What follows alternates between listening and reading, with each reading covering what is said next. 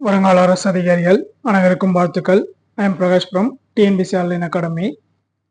இந்த வீடியோ பதிவில் 2023 ஆண்டு நடைபெற்ற அனைத்து பாலிட்டி கொஸ்டின்ஸ் ஆன்சர் தான் பார்க்க போகிறோம். 2024 நடைபெற்ற அனைத்து தேர்வுகளுக்கான பாலிட்டி ப்ரீவியஸ் இயர் கொஸ்டின் பார்த்தீங்கன்னா ஆல்ரெடி வீடியோஸ் அப்லோட் பண்ணியிருக்கேன். நம்முடைய டிஎன்பிசி ஆன்லைன் அகாடமி யூடியூப் சேனலில் பிளேலிஸ்ட்டில் இருக்குது. அப்படி இல்லைனா இந்த வீடியோவோட டிஸ்கிரிப்ஷனில் லிங்க் தரேன், பார்த்து பயன்பெறுங்க.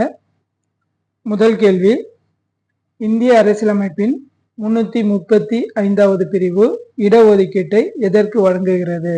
ஸோ வெரி இம்பார்ட்டன்ட் இது. இந்திய அரசியலமைப்பின் 335வது பிரிவு இடஒதுக்கீட்டை எதற்கு வழங்குகிறது?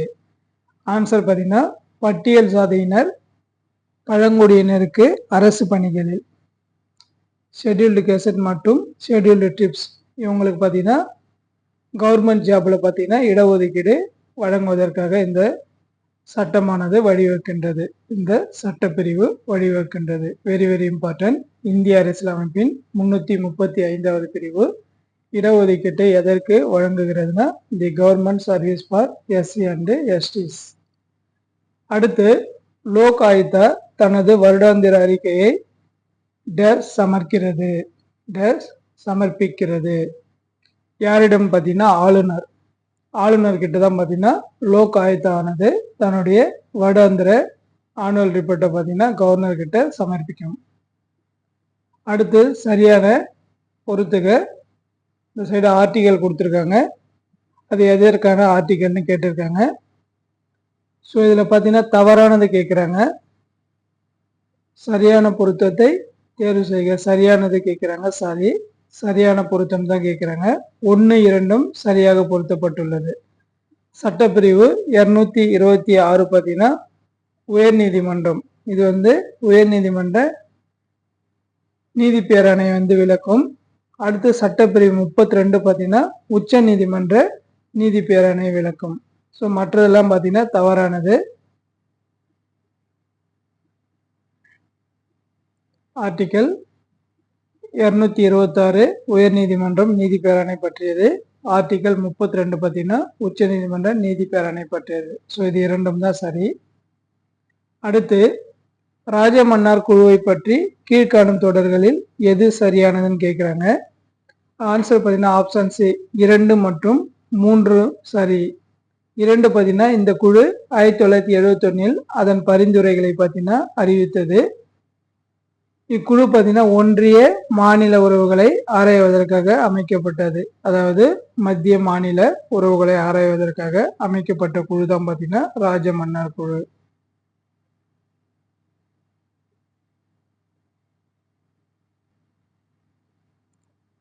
அடுத்த கொஸ்டின், கீழ்வரும் அமைப்புகளை சிறியதிலிருந்து பெரியது என வரிசைப்படுத்த சொல்றாங்க. இதற்கு சரியான ஆன்சர் பார்த்தீங்கன்னா ஆப்ஷன் பி. முதல்ல பார்த்தீங்கன்னா கிராம சபை வரும், அதற்கு அடுத்தது பார்த்தீங்கன்னா கிராம ஊராட்சி, அதன் பிறகு பார்த்தீங்கன்னா ஊராட்சி ஒன்றியம், அதற்கு அடுத்ததுதான் மாவட்ட ஊராட்சி மன்றம். ஸோ 3, 2, 4, 1. அடுத்து, கீழுள்ள பகுதியை படித்து அதன் அடிப்படையில் உங்கள் விடைகளை அமைக்கவும் கேட்குறாங்க. ஸோ இது ஃபுல்லாக படித்து பாருங்க. இதற்கான ஆன்சர் பார்த்தீங்கன்னா ஆப்ஷன் சி தான். பாராளுமன்ற குழுவின் உறுப்பினராகும் போது முன்னாள் அலுவல் குழுவின் தலைவராகிறார். ஸோ ஆன்சர் பார்த்தீங்கன்னா ஆப்ஷன் சி. அடுத்து, அரசு வழிகாட்டு நெறிமுறைகள் என்பது அடிப்படை உரிமைகளை மீறி செயல்படக்கூடாது என உச்ச நீதிமன்றம் தீர்ப்பளித்த வழக்கு எது? அரசு வழிகாட்டும் நெறிமுறைகள் பார்த்தீங்கன்னா அடிப்படை உரிமைகளை மீறி செயல்படக்கூடாது என உச்ச நீதிமன்றம் தீர்ப்பளித்த வழக்கு எது? ஆன்சர் பார்த்தீங்கன்னா சென்னை மாகாணம் வெர்சஸ் செண்பகம் துரைராஜன். இது ஒரு ஃபேமஸான கேஸ். இது சென்னை மாகாணம் வெர்சஸ் செண்பகம் துரைராஜன் 1951 ஆண்டு நடைபெற்றது. இந்த வழக்கு எப்போ நடைபெற்றதுன்னு கேட்கறதுக்கு சான்சஸ் இருக்கு. 1951. அடுத்து, கீழ்காணும் கூற்றுகளை பரிசீலிக்கவும் சொல்றாங்க. முதல் கூற்று பாருங்க, மண்டல் குழுவை அமைத்தது மொரார்ஜி தேசாய் அரசாங்கம். ஸோ சரிதான் இது. அடுத்து அரசாங்க பணியின் இதர பிற்படுத்திற்கான இடஒதுக்கீடு 1993 நடைமுறைப்படுத்தப்பட்டது. ஸோ இதுவும் சரிதான். இந்திரா சகானி வெல்சஸ் ஒன்றிய அரசு வழக்கு இடஒதுக்கீடு தொடர்பானதாகும். ஸோ இதுவும் சரிதான். அப்போ ஆப்ஷன் சி தான். 1, 2 மற்றும் 3 இவற்றில் எது உண்மையாகும் கேட்குறாங்க. மூன்றுமே உண்மைதான். அடுத்த கொஸ்டின், தேசிய வளர்ச்சி குழு செயல்பாட்டுக்கு வந்த நாள். Answer option C, August 6, 1952. அடுத்த கொஸ்டின், டேஸ் தமிழ்நாடு திட்டக்குழுவின் தலைவர் ஆவார். ஆன்சர் பார்த்தீங்கன்னா முதலமைச்சர், சீஃப் மினிஸ்டர் தான் தமிழ்நாடு திட்டக்குழுவினுடைய பிளானிங் கமிஷனோட தலைவர். இந்தியாவில் சரக்கு மற்றும் சேவை வரி சட்டம் டேஸ் நடைமுறைக்கு வந்தது. குட்ஸ் அண்ட் சர்வீஸ் டேக்ஸ் எப்போ இந்தியாவில் அமல்படுத்தப்பட்டதுன்னு கேட்குறாங்க. ஆன்சர் பார்த்தீங்கன்னா ஜூலை 1, 2017. ஸோ ஜிஎஸ்டி பற்றி கண்டிப்பாக ஒரு கொஸ்டின்ஸ் எவ்வளவு எக்ஸாமில் இருந்துட்டு இருக்கு. ஜிஎஸ்டி பற்றி டீட்டெயில்டாக பார்த்து வச்சுங்க. அதனுடைய பர்சன்டேஜ்லாம் என்னன்றதை பார்த்து வச்சுங்க. அடுத்து, இந்திய அரசியலமைப்பால் அங்கீகரிக்கப்பட்ட மொழிகளின் எண்ணிக்கை. ஆன்சர் பார்த்தீங்கன்னா 22. ஆரம்பத்தில் 14 மொழிகள் தான் அங்கீகரிச்சிருப்பாங்க. ஸோ அதன் பிறகு பார்த்தீங்கன்னா சட்ட திருத்தங்கள் மூலம் 22 மொழிகள் பார்த்தீங்கன்னா இந்திய அரசால் அலுவல் மொழியாக அங்கீகரிக்கப்பட்டுள்ளது. அடுத்து, வேறுபட்ட தனித்துவமிக்க மொழி மற்றும் கலாச்சாரத்தை உடைய மக்களின் பாதுகாப்பில் தொடர்புடைய இந்திய அரசியலமைப்பு பிரிவு எதுன்னு கேட்குறாங்க. ஆன்சர் பார்த்தீங்கன்னா option B, article 29(1). Article 29(1). Next question, இந்திய அரசு சட்டம் 1935 படி தேசிய அளவில் நீதிமன்றமானது நிறுவப்பட்டது. அதன் பெயர் என்னன்னு கேட்குறாங்க. இந்திய கூட்டாட்சி நீதிமன்றம். இந்திய அரசு சட்டம் 1935 படி தேசிய அளவில் பார்த்தீங்கன்னா ஒரு நீதிமன்றமானது நிறுவப்பட்டது. அந்த நீதிமன்றத்தினுடைய பெயர் என்னன்னு கேட்குறாங்க. Federal court of India. So சில டைம் பார்த்தீங்கன்னா இந்த ஆங்கிலேய வார்த்தையை தமிழ் அப்படியே கொடுத்துருவாங்க. ஸோ அதனால் அதையே பார்த்து வச்சுங்க. இந்திய கூட்டாட்சி நீதிமன்றம் அல்லது ஃபெடரல் கோர்ட் ஆஃப் இந்தியா. அடுத்து, அரசியல் சட்டப்பிரிவு 263 மாநிலங்களுக்கு இடையேயான குழுவை உருவாக்கியதன் நோக்கம். ஆன்சர் பார்த்தீங்கன்னா ஆப்ஷன் ஏ, மாநில அரசுகளுக்கு இடையிலும் ஒன்றிய மற்றும் மாநில அரசுகளுக்கு இடையிலும் வலிமையான ஒத்துழைப்பினை ஏற்படுத்தி ஒருமைப்பாட்டை வலியுறுத்துதான் பார்த்தீங்கன்னா இந்த 263வது பிரிவு குழுவை உருவாக்குவதன் நோக்கமாக அமைக்கப்பட்டது. ஃப்ரெண்ட்ஸ், நம்ம பார்த்தீங்கன்னா டிஎன்பிசி ஆன்லைன் அகாடமி ஒவ்வொரு தேர்வுகளுக்கு தேவையான அனைத்து பாடப்பகுதிகளுக்கும் கவர் ஆகிற மாதிரி வீடியோஸ்லாம் போட்டிருக்கோம். என்னோட டிஎன்பிசி ஆன்லைன் அகாடமி யூடியூப் சேனலில் பார்த்தீங்கன்னா உங்களுக்கு பிளேலிஸ்டில் கொடுத்து தனித்தனியாக செப்பரேட்டாக கொடுத்துருப்பேன். ஸோ அதை பார்த்து பயன்பெறுங்க.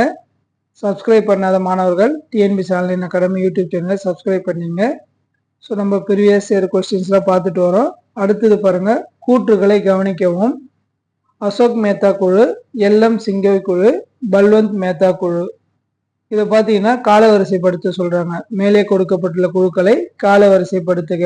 காலவரிசைனா அவை அமைக்கப்பட்ட ஆண்டு தெரிஞ்சுன்னா நம்ம காலவரிசை பண்ணிடலாம். ஸோ முதல்ல பார்த்தீங்கன்னா பல்வந்த் மேத்தா குழு தான் அமைச்சாங்க. இது பார்த்தீங்கன்னா 3 அடுக்கு பஞ்சாயத்தை பற்றி சொல்லியிருக்கோம். அதன் பிறகு பார்த்தீங்கன்னா அசோக் மேத்தா குழு, இவர் பார்த்தீங்கன்னா 2 அடுக்கு பஞ்சாயத்து ராஜ் பற்றி கொடுத்துருப்பாரு. அடுத்து எல்எம் சிங்கவி குழு, ஸோ இவர் பார்த்தீங்கன்னா அடிப்படை கடமைகளை பற்றி சொல்லியிருப்பாங்க. ஸோ இப்போ முதல்ல பார்த்தீங்கன்னா 3, இரண்டாவது பார்த்தீங்கன்னா 1, மூன்றாவது பார்த்தீங்கன்னா 2. ஸோ ஆப்ஷன் ஏ தான் கரெக்டு. அடுத்து, பின்வரும் எந்த விதிகள் குடியரசுத் தலைவரை பற்றி நீக்கம் செய்ய வழிவகுக்கிறது? குடியரசுத் தலைவரை நீக்கிறதுக்கான வழிவகை செய்யும் சட்டப்பிரிவு எதுன்னு கேட்குறாங்க.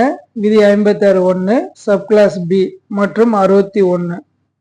ஆர்டிகல் 56(1) பி மற்றும் 61. ஸோ இதான் பார்த்தீங்கன்னா குடியரசுத் தலைவரை பதவி நீக்கம் செய்வதற்கான ஆர்டிகல். அடுத்து, இந்திய அரசியலமைப்பில் எந்த விதிகளின் அடிப்படை கடமைகள் கொடுக்கப்பட்டுள்ளது? இந்திய அரசியலமைப்பில் எந்த விதிகளில் அடிப்படை கடமைகள் கொடுக்கப்பட்டுள்ளன? ஆன்சர் பார்த்தீங்கன்னா option B, article 51(a).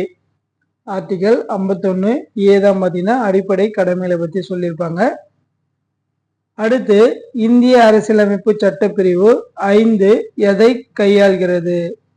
Citizenship, இந்திய குடியுரிமை பற்றி கையாள்வதுதான் சட்டப்பிரிவு 5. 5லிருந்து 11 வரை பார்த்தீங்கன்னா இந்திய குடியுரிமை பற்றி சொல்லியிருப்பாங்க. எப்படி குடியுரிமை பெறுவது, குடியுரிமை எப்படி நீங்கும், அதை பற்றி சொல்றதா ஆர்டிக்கல் 5 முதல் 11 வரை. ஸோ இது பகுதி என்னன்னு பார்த்தீங்கன்னா பார்ட் 2ல் சொல்லியிருப்பாங்க. அடுத்து இந்தியாவில் தகவல் அறியும் உரிமை சட்டத்தால் மக்களிடம் உருவாகும் என எதிர்பார்க்கப்பட்ட உணர்வு. ஆன்சர் பார்த்தீங்கன்னா சமூக உட்சேர்க்கை. இந்தியாவில் தகவல் அறியும் உரிமை சட்டத்தால் மக்களிடம் உருவாகும் என எதிர்பார்க்கப்பட்ட உணர்வு என்னன்னு பார்க்குறாங்க, சமூக உட்சேர்க்கை. அடுத்து பின் வருவனவற்றில் எது சிறு அரசியலமைப்பு என்று அழைக்கப்படுகிறது? ஸோ இது எல்லாருக்கும் நமக்கு நல்லா தெரியும். ஆர்டிகல் 42வது அரசியலமைப்பு திருத்த சட்டம், 42வது கான்ஸ்டிடியூஷனல் அமெண்ட்மெண்ட் தான் பார்த்தீங்கன்னா மினி கான்ஸ்டிடியூஷன் சொல்லுவாங்க. சிறிய அரசியலமைப்பு அல்லது சிறு அரசியலமைப்புன்னு சொல்லுவாங்க. எந்த சட்ட திருத்தம்னா 42வது அரசியலமைப்பு சட்ட திருத்தம். ஸோ இதுதான் பார்த்தீங்கன்னா நிறைய மாற்றம் செஞ்சு நிறைய ஆர்டிகல்ஸ்ல சப் ஆர்டிகல்ல சேர்த்திருப்பாங்க. ஸோ அதனாலதான் இது ஒரு சிறிய அரசியலமைப்பு என்று அழைக்கப்படுகின்றது. அடுத்து இந்தியாவில் அரசியல் கட்சிகளுக்கு அதிகாரப்பூர்வமாக அங்கீகாரம் வழங்குவது. எல்லாரும் தெரிஞ்சது, அரசியல் கட்சினாலே பார்த்தீங்கன்னா தேர்தல் ஆணையம் தான். ஆன்சர் பார்த்தீங்கன்னா ஆப்ஷன் சி. இந்தியாவில் அரசியல் கட்சிகளுக்கு அதிகாரப்பூர்வமாக அங்கீகாரம் வழங்குவது. ஸோ அது மட்டும் இல்லாம சின்னங்கள்லாம் ஒதுக்குவது எதுன்னு பார்த்தீங்கன்னா தேர்தல் ஆணையம் தான். அடுத்து மாநிலங்களவையில் ஜனாதிபதியால் எத்தனை உறுப்பினர்கள் நியமனம் செய்யப்படுகின்றனர்? ஆன்சர் பார்த்தீங்கன்னா ஆப்ஷன் பி, 12 உறுப்பினர்கள்.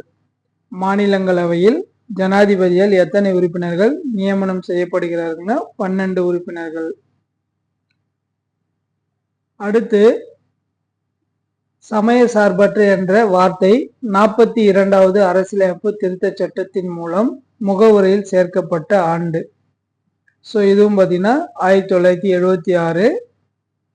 எந்த அரசியலமைப்பு திருத்த சட்டம்னா 42வது. ஸோ இது மாதிரி நிறைய சீர்திருத்தம் 42வது சட்ட திருத்தம் 1976ல் செஞ்சிருப்பாங்க.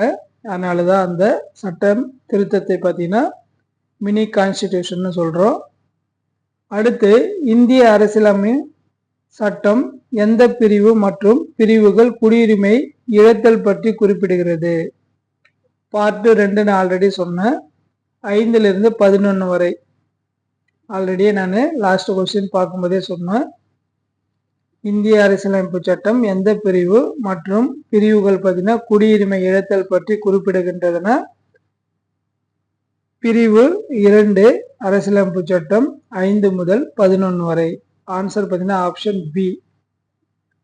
அடுத்த கொஸ்டின் தவறான கூற்றினை காட்டுகன்னு சொல்றாங்க. இதற்கான ஆன்சர் பார்த்தீங்கன்னா பி தான் தவறானது. 40 வயது பூர்த்தி அடைந்தவராக இருத்தல் வேண்டும்.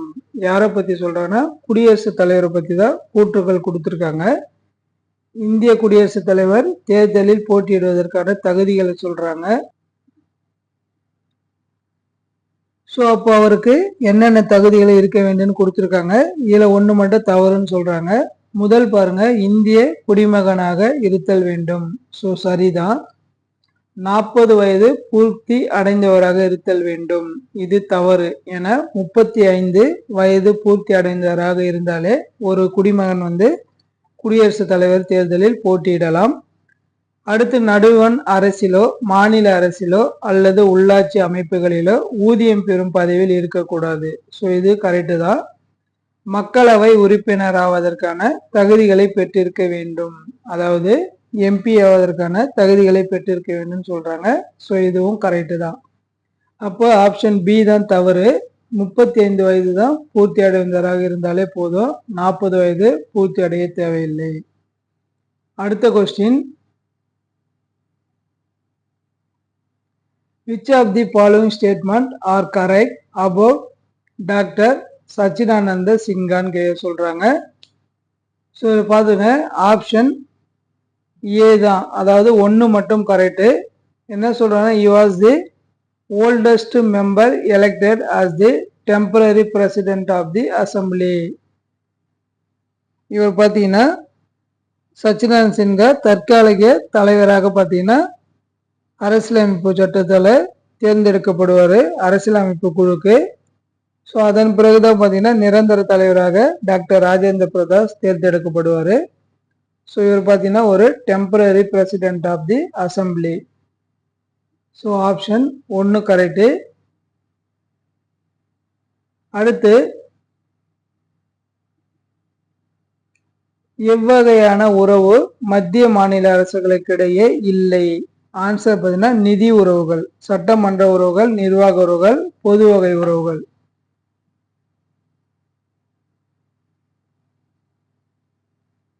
ஸோ அப்போ ஆன்சர் ஆப்ஷன் டி தான் தவறு. பொது வகை உறவுகள்னு ஒன்று கிடையாது. சட்டமன்ற உறவுகள், நிர்வாக உறவுகள், நிதி உறவுகள், இது 3 தான் பார்த்தீங்கன்னா மத்திய மாநில அரசுகளுக்கிடையே காணப்படும் உறவுகள். பப்ளிக் ரிலேஷன்ஷிப்ன்றது ஒன்று கிடையாது. அடுத்து சுப்ரீம் கோர்ட்டு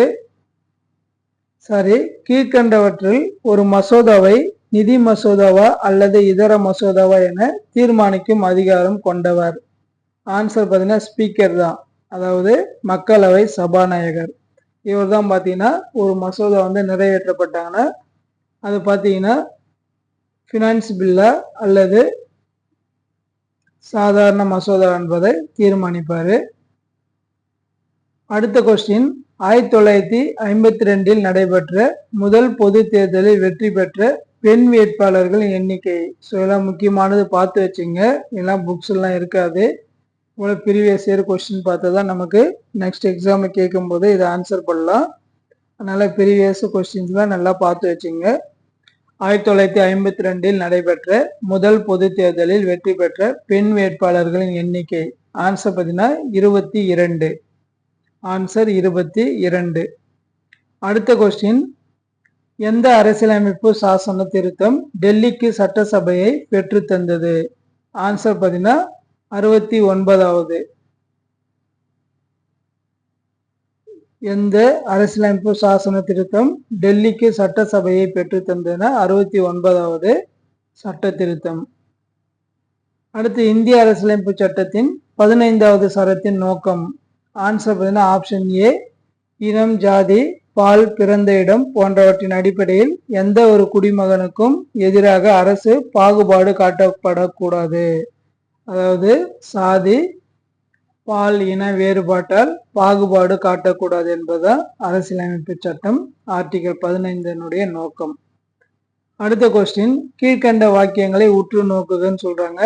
2 வாக்கியங்கள் கொடுத்துருக்காங்க. இதுல ஆன்சர் 1 மட்டும், ஆப்ஷன் 1 தான் கரெக்டு. அம்புட்ஸ்மன் என்பவர் அரசின் உயர் அதிகாரிக்கு எதிரான பொதுமக்களின் புகார்களை விசாரிக்கும் அரசாங்க அதிகாரி ஆவார்.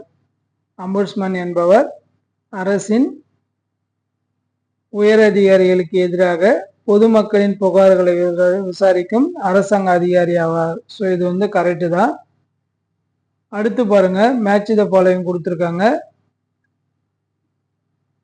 சட்டங்கள் இயற்றப்பட்ட ஆண்டு, சட்டங்கள் கொடுத்துருக்காங்க, அவை இயற்றப்பட்ட ஆண்டுகள் கொடுத்துருக்காங்க.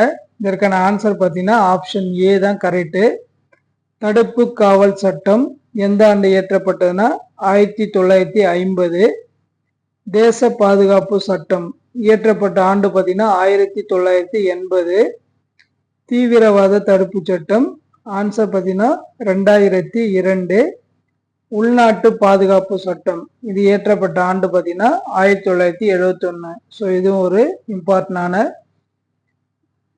கொஸ்டின்ஸ் தான்.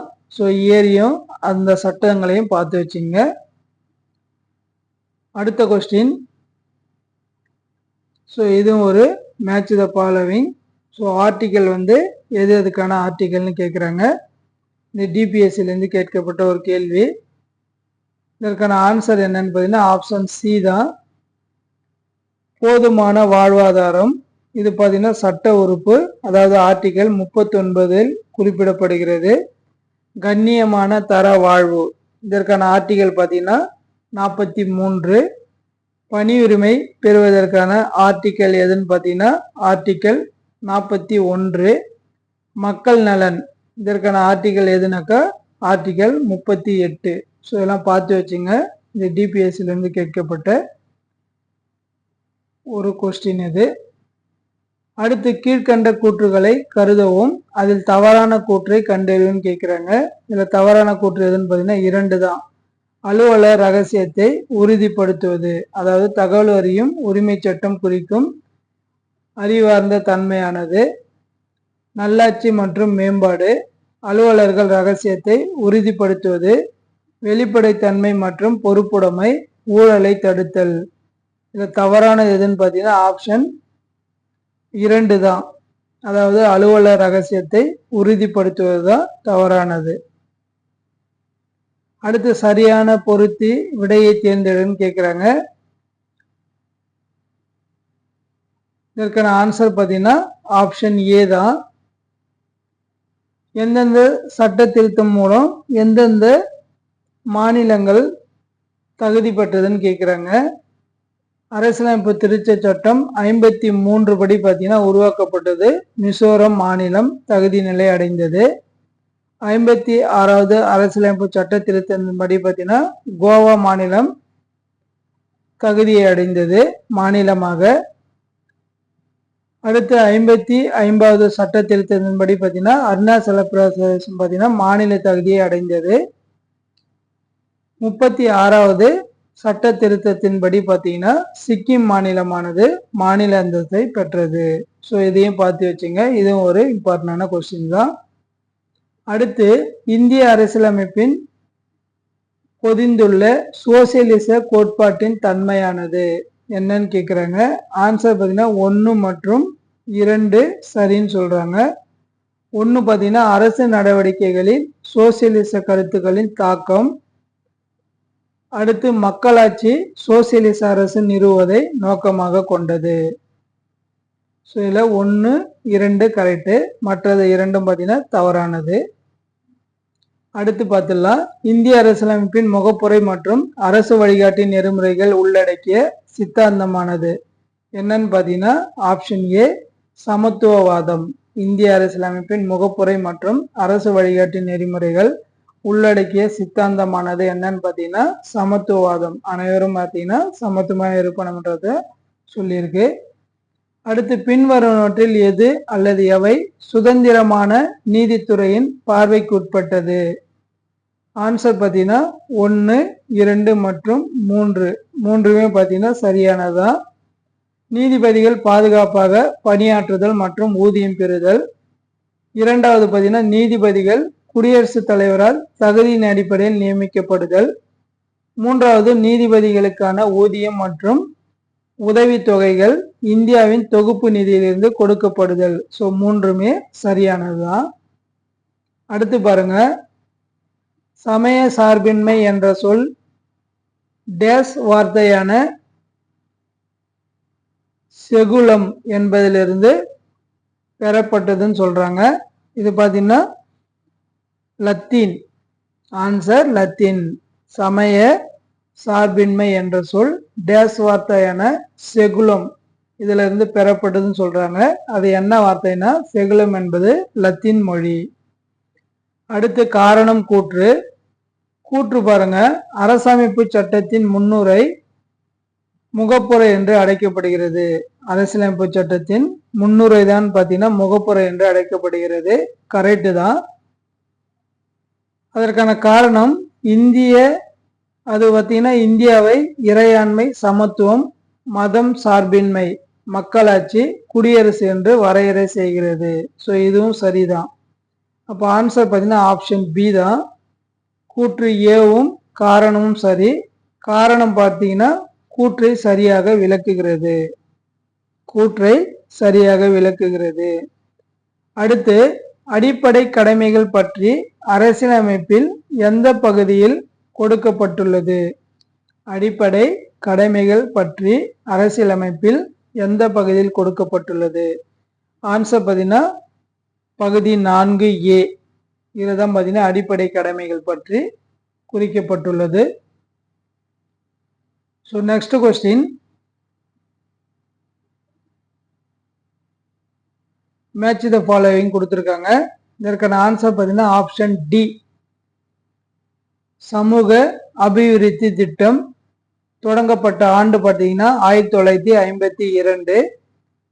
அடுத்து தேசிய நீட்டிப்பு சேவை தொடங்கப்பட்ட ஆண்டு 1953. பஞ்சாயத்து ராஜ் சட்டம் மாபெரும் சாசனம் இது பார்த்தீங்கன்னா 1957 தொடங்கியிருக்காங்க. உள்ளாட்சி அமைப்புகள் அறிமுகம் செய்யப்பட்ட ஆண்டு பார்த்தீங்கன்னா 1882. ஸோ நெக்ஸ்ட் கொஸ்டின், கீழ்கண்டவற்றில் 1985 ஆண்டு திட்டக்குழுவினால் நிறுவப்பட்ட குழு எது? ஆன்சர் பார்த்தீங்கன்னா GVK ராவ் குழு.